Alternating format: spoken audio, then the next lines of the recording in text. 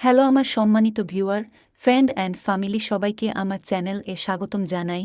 আপনাদের কাছ থেকে একটা subscribe, like, comment and share তো আশা তো করতেই পারি। আপনাকে অনুপ্রেরণা আমার আগামীর পথ চলা।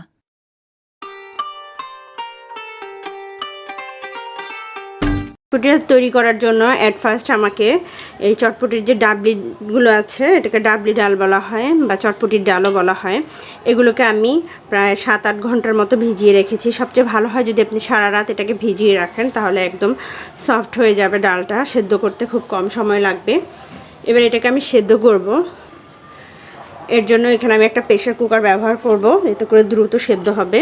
আমি একটা প্রেশার কুকারের মাঝে ডালগুলো দিয়ে দিচ্ছি। এখানে হাফ কিলো ডাল আছে, ভিজিয়ে রাখার ফলে এটা ফুলে দ্বিগুণ হয়ে গেছে। এর সাথে আমি এখন পানি দিয়ে দিচ্ছি আর দিয়ে দিব লবণ। যেহেতু ডালটা সেদ্ধের সময় লবণটা ঢুকবে, তাই এখনই লবণটা দিয়ে দিতে হবে।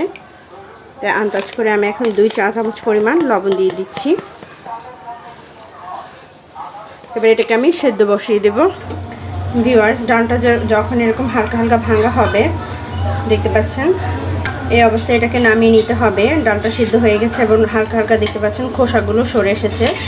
এখন ডালটা পারফেক্টলিভাবে সেদ্ধ হয়ে গেছে। এবার নেক্সট প্রসেসটা আমি দেখাচ্ছি। ভিউয়ার্স, এবার চটপটির যে টকটা সেটা আমি তৈরি করে নেব। এর জন্য এখানে আমি তেঁতুলের যে মার সেটা আমি নিয়ে নিয়েছি। তেঁতুলটাকে ভালো করে ভিজিয়ে রেখে আমি কিছুক্ষণ কচলিয়ে নিয়েছি। তেঁতুলের মারটা আমি ছেঁকে নিয়েছি। এবার এর সাথে 1 চা চামচ পরিমাণ চিনি অ্যাড করব, হাফ চা চামচ পরিমাণ লবণ। লবণটা চেখে দেখবেন পারফেক্ট আছে কিনা। 1 চা চামচ পরিমাণ চিলি ফ্লেক্স, মরিচের মরিচটাকে আমি ভালোভাবে টেলে নিয়েছি শুকনো তাওয়ায়। তারপর এটাকে আমি ব্লেন্ডারে গুঁড়ো করে নিয়েছি। এবার ভাজা জিরার গুঁড়া, টালা জিরার গুঁড়া আমি দিয়ে দিচ্ছি হাফ চা চামচ পরিমাণ।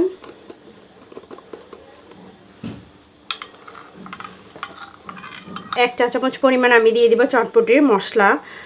এখানে আমি প্যাকেট মশলা ইউজ করছি।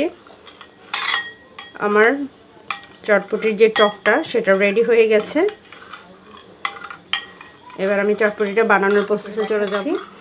এখানে আমি 1 বাটি পরিমাণ চটপটির সাথে 1 চা চামচ পরিমাণ চটপটির মশলা ইউজ করছি।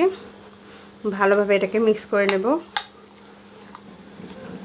সাথে আমি দিয়ে দিব গ্রেট করা আলু। আলুটাকে গ্রেট করেও নিতে পারেন বা হাত দিয়ে একটু চটকে নিতে পারেন। কিছুটা আলু দিয়ে দিচ্ছি। আলুটা দিয়ে আমি ভালো করে এটাকে মিক্স করে নেব, যাতে করে ঝোলটা গাঢ় হয়ে যায়। আলুটা দেওয়ার ফলে কিন্তু চটপটির ঝোলটা গাঢ় হয়ে যাবে। এর সাথে আমি দিয়ে দেব চটপটির যে টকটা তৈরি করেছি সেখান থেকে। টকটা যে যার পছন্দ মতো নিতে পারেন, কেউ টক বেশি খায়, কেউ বা কম। এটাও যার পছন্দ মতো দিবেন। অনেকে পেঁয়াজ পছন্দ করেন না, তারা অ্যাভয়েড করতে পারেন। কাঁচামরিচ কুচি, চটপটিতে কিন্তু কাঁচামরিচটা খুব ভালো লাগে খেতে।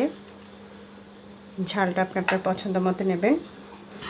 আমি গ্রেট করা এখানে ডিম নিয়েছি, ডিমটা আমি দিয়ে দিচ্ছি উপর থেকে। এবার সাথে আমি দিয়ে দিচ্ছি কিছু ধনেপাতা। লাস্ট স্টেপ আমি দিব এখন ফুচকা, যেটা ছাড়া চটপটি একদমই ভাবা যায় না, যেটা টেস্ট একদম, ফুচকাটাই এটা টেস্টটা ডাবল করে দেবে। আমি এখানে কিছু ফুচকা দিয়ে দিচ্ছি। খুবই টেস্টি একটা খাবার চটপটি। আশা করি রেসিপিটি সবার ভালো লেগেছে। ভালো লাগলে আমার চ্যানেলকে সাবস্ক্রাইব করবেন। সবাই বাসায় মজার মজার খাবার তৈরি করে খাবেন। সবাই ভালো থাকবেন, সুস্থ থাকবেন, নিজের প্রতি খেয়াল রাখবেন। আল্লাহ হাফেজ।